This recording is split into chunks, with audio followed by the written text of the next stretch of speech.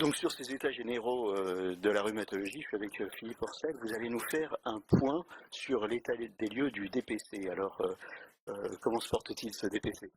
Alors d'abord, qu'est-ce que ça veut dire? Parce que bien que le concept soit maintenant assez largement connu, certains ne savent pas encore très bien de quoi il s'agit. DPC, ça veut dire développement professionnel continu, et développement professionnel continu, ça veut dire démarche qualité de tous les professionnels de santé.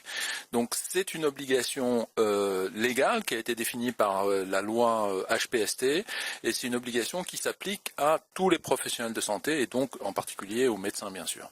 Tous les professionnels, hospitaliers et libéraux. Tous les professionnels hospitaliers et libéraux sont sur un plan d'égalité pour ce qui concerne cette obligation de DPC. Alors, quid de la rhumato? Alors, quid de la rhumato? Bien, comme tous les médecins et comme tous les spécialistes, les rhumatologues sont soumis à cette obligation d'évaluer leur pratique, d'analyser leur pratique et de se former, puisque c'est ça en fait le DPC. Un programme de DPC est constitué d'un volet analyse de ses pratiques professionnelles et d'un volet formation. Selon un scénario idéal, j'analyse mes pratiques pour identifier d'éventuelles lacunes sur un thème donné et je comble ces lacunes grâce à une formation que je vais chercher soit dans un congrès, soit dans une session de formation où qu'elle soit, et l'ensemble des deux forme un programme de DPC, et c'est un programme de DPC qui constitue l'obligation légale pour chaque médecin, en particulier pour les rhumatologues, chaque année. J'analyse avec quel outil? Alors l'analyse des pratiques, elle se fait avec des outils dont les méthodes sont définies, comme d'ailleurs les outils de formation. Ces méthodes ont été élaborées et diffusées par la Haute Autorité de Santé, qui a travaillé bien sûr avec les professionnels de santé pour élaborer ce catalogue des méthodes et modalités. Par exemple, un outil très communément utilisé, c'est le référentiel de pratiques professionnelles. Donc on analyse ces pratiques professionnelles au regard d'un référentiel de pratiques pour identifier les différences entre ces pratiques et ce qui est l'état de l'art ou la référence au moment où on analyse ces pratiques. Alors, très concrètement, je suis libéral, j'ai déjà beaucoup de travail. Où est-ce que je trouve ces outils? Sur Internet? Alors, le développement professionnel continu pourra effectivement, dans une certaine mesure, se réaliser sur Internet, mais la volonté est d'essayer de l'organiser de façon conviviale, par des réunions plutôt présentielles, mais en sachant que pour les médecins, et en particulier les rhumatologues libéraux, ces réunions feront l'objet d'une part d'un défraiement des frais de déplacement pour aller à la réunion, et d'autre part d'une indemnisation pour la perte de ressources liée au temps passé à la mise en œuvre de ce programme de DPC. Donc on ne peut pas dire qu'on perd du temps ou qu'on perd de l'argent à cause de la réalisation de ces programmes de DPC. Donc en clair, on est payé pour aller se former. On est payé pour améliorer la qualité de ses soins.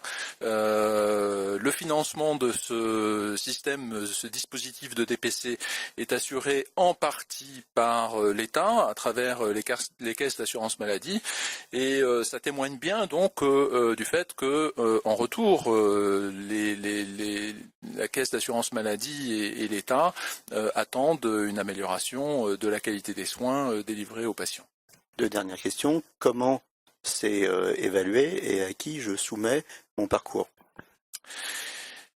L'évaluation, l'analyse des pratiques, c'est une auto-évaluation. En ce sens-là, le DPC est un dispositif responsabilisant, et je trouve que c'est bien comme ça. Et c'est d'autant mieux si on le fait en groupe plutôt que isolé dans son coin, en confrontant ses pratiques éventuellement à celles de ses collègues, soit dans la région, soit même dans des réunions nationales.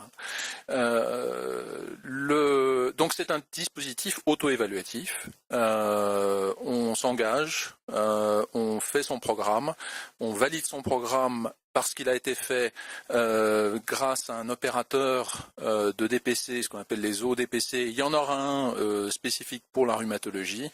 Cet opérateur sera évalué et validé par la commission scientifique indépendante et à ce titre-là, cet opérateur sera autorisé à délivrer une attestation qui sera transmise au Conseil de l'Ordre, qui enregistre l'attestation de chaque médecin chaque année.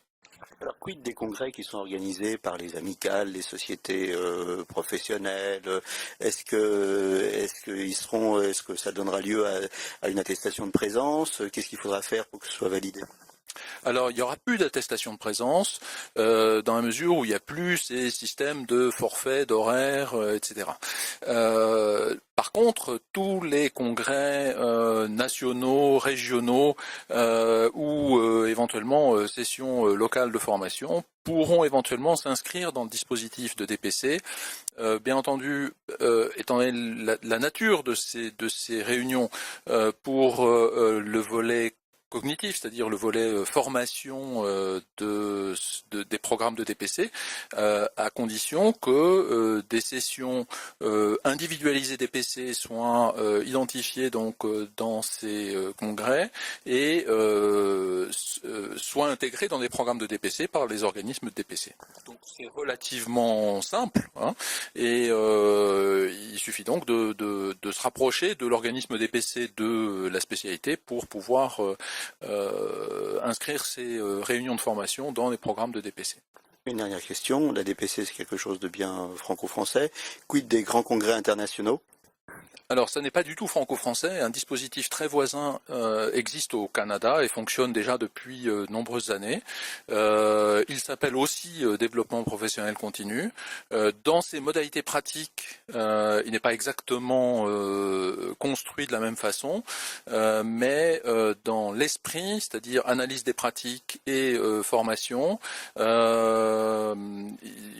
il se rapproche tout à fait du développement professionnel continu. Par contre, c'est pas du tout nord-américain, à part le Canada, et donc vous savez très bien qu'il y a beaucoup de congrès internationaux, mondiaux qui ont lieu aux États-Unis. Donc, si je suis rhumatologue, que je vais à la grand-messe de la rhumatologie aux États-Unis, est-ce que ça fait partie de mon parcours DPC ou pas? Très probablement non, du moins pour l'instant. Il n'est pas impossible que des passerelles soient établies dans les années à venir.